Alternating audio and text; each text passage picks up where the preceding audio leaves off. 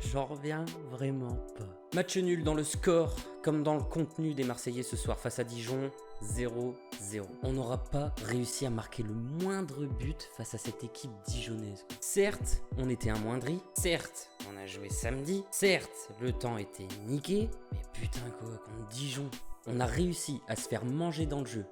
Pas face à Lyon, pas face à Paris, pas face à Rennes, face à Dijon.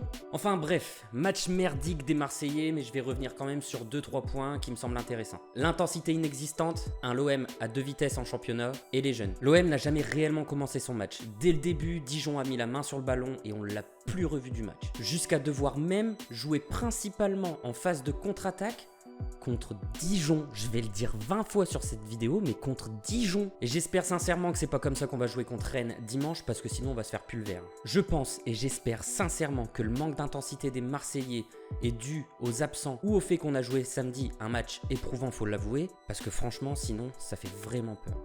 Tu sors d'un match excellent face à Montpellier, certes, où t'as fait match nul, tu passes à une daube monstrueuse face à un club où la victoire est presque donnée. Certes, un match doit être joué pour être gagné, mais franchement, même avec la moitié de l'intensité du match face à Montpellier, il y avait moyen d'aller chercher un 2-0 franchement. Et on a vraiment de la chance que Dijon n'a pas été dangereux en première mi-temps et trop peu réaliste en deuxième, parce que là franchement c'était honteux.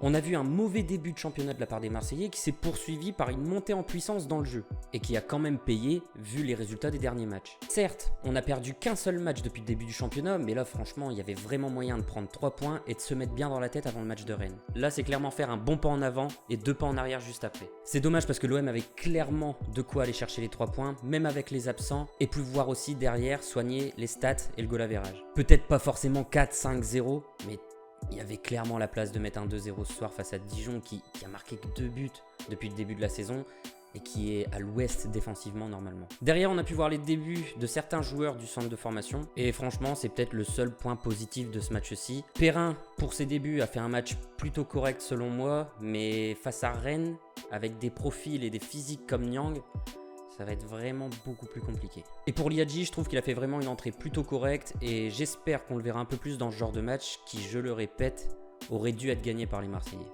Tu ne peux clairement pas t'imaginer aller en Ligue des Champions si tu peux pas gagner ce genre de match là. Donc voilà, j'espère que la vidéo t'a plu, en tout cas plus que le match de l'OM ce soir.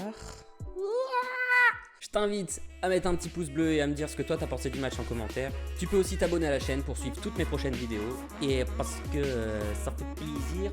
Moi je suis tellement énervé que je vais faire un high kick à la caméra. Attention, le claquage arrive. Je suis aussi agile que Sertic, putain.